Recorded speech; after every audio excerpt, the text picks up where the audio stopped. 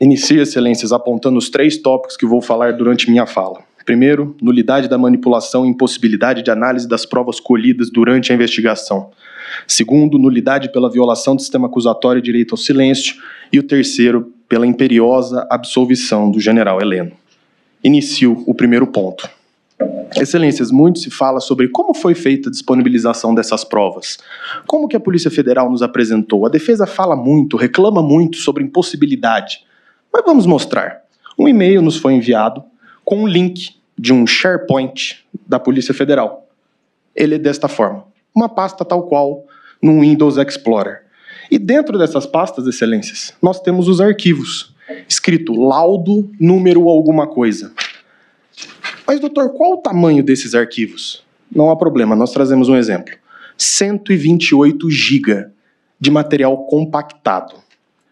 Todo o material constante nesses SharePoints ultrapassa a marca de 20 terabytes compactados, excelências. Descompactado pode chegar à marca de 70, 80 terabytes.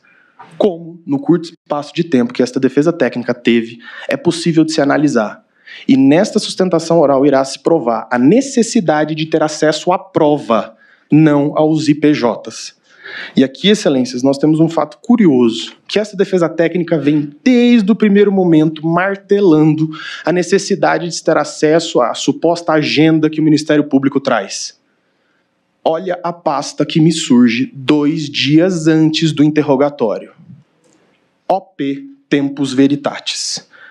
Curiosamente, não se sabe por que, nem como, se aparece uma pasta com as digitalizações do que seria a Operação Tempus Veritatis. E aqui está a prova de que foi inserida no dia 8 de maio. Lembrando que o interrogatório foi dia 10. Curiosamente, ao se abrir esse link, nós temos ali uma pasta exclusiva ao general Heleno. Abrindo essa pasta, nós temos outros links, mas aqui já são PDFs. E vejam o nome dos arquivos, onde nós achamos a agenda. Olha o nome do arquivo onde está essa suposta agenda. Item 6EQ01AA75-2024. Como é possível localizar um arquivo desse, nessa montanha de documentos e nesse excesso de documentos com nomes que não se entende, não se sabe de onde vem?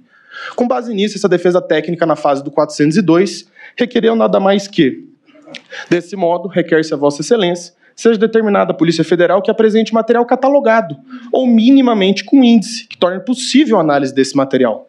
Ressalta-se que a nomenclatura utilizada, ofício, e aqui eu coloco números aleatórios, pois não se sabe de onde vêm esses números, torna impossível sua análise, fazendo imprescindível a deferência da presente diligência. Não se pediu aqui mais acesso, haja visto que o acesso foi dado.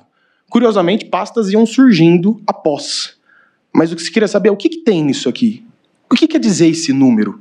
Quais são os ofícios? O ofício 12330 é o celular do general fulano. O ofício 12700 e tanto é o celular do Beltrano. Não se tem como saber. Então, o que foi pedido na fase do 402 foi minimamente uma explicação, um índice, um sumário que assim o seja, mas nos foi negado sobre o pretexto de que seria meramente protelatório. O segundo ponto da minha fala é pela nulidade do sistema acusatório e ao direito ao silêncio. E aqui, excelências, eu começo com um ponto bem sensível, que são as perguntas realizadas no dia dos interrogatórios. Vejamos, excelência, que aqui se trata das perguntas diretas. Nós não pegamos, por exemplo, quando o Ministério Público faz uma pergunta e o ministro relator se aproveita para fazer uma pergunta em cima, ou seja, que são perguntas originadas diretamente do ministro relator e diretamente do Ministério Público. Nós temos 302 perguntas do ministro relator contra 59 da Procuradoria-Geral da República. E aqui, excelências, muito se indaga, mas somente perguntar a mais não quer dizer que houve uma violação propriamente. O juiz também pode produzir provas. Mas aqui nós temos um fato curioso. Uma das testemunhas arroladas, o senhor Valdo Manuel de Oliveira Aires, foi indagado pelo ministro relator a respeito de uma publicação dele nas redes sociais que não consta dos autos. Ou seja, nós temos uma postura ativa do ministro relator de investigar testemunhas. Por que o Ministério Público que não fez isso? Qual o papel do juiz julgador? Ou é o juiz inquisidor? O juiz é um imparcial, o juiz é um afastado da causa, porque o magistrado tem a iniciativa de pesquisar as redes sociais da testemunha. Não que o ponto não seja relevante, pode às vezes ser irrelevante, mas quem tem a iniciativa probatória, a quem compete o ônus da prova? ao Ministério Público.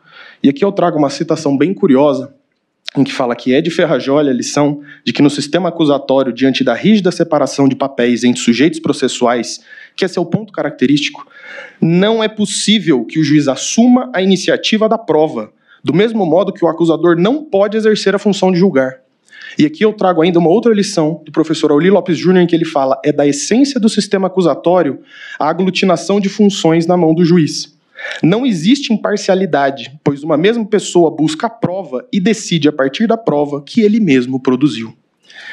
E eu trago uma citação aqui do próprio ministro Luiz Fux, na ADI 6298, onde ele traz um curioso pensamento.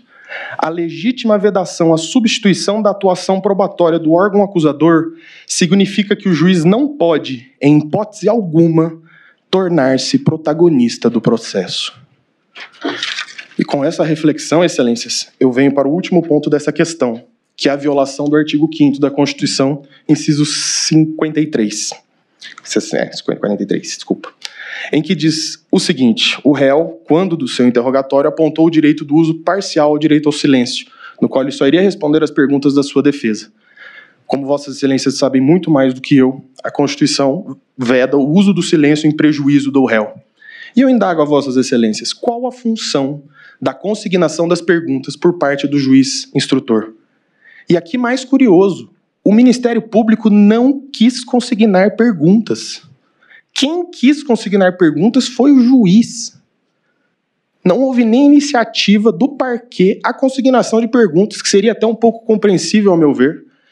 Então eu vos indago, quando se questiona, não vou consignar as perguntas, se o réu não responde alguma pergunta, não prevalece o indúbio pro réu? Então qual a função da consignação das perguntas, se não o constrangimento do interrogando? Ao se colocar as suas perguntas, se o interrogando não responde alguma pergunta, não estaria ele coagido a responder de certa forma? Então, para esta defesa técnica, fica muito evidente e fica claro a questão da nulidade pela violação do sistema acusatório e do direito ao silêncio. Agora, excelências, passo a maior parte da minha fala, que é sobre a respeito da imperiosa absolvição de General Heleno. E começo pela live do dia 29/7/21, que o Ministério Público aponta que a presença do General Heleno nessa live demonstra o seu apoio à crítica às urnas eletrônicas. Se esta sessão fosse transmitida da mesma forma que essa live, todos os assessores sentados ao fundo estariam envolvidos. Pois da mesma forma estava General Heleno. Ele não se manifestou, ele não falou, ele estava mexendo no seu telefone. Foi isso que aconteceu. Mas para o Ministério Público isso é uma prova indelével de participação. Com todas as vênias, carece de força.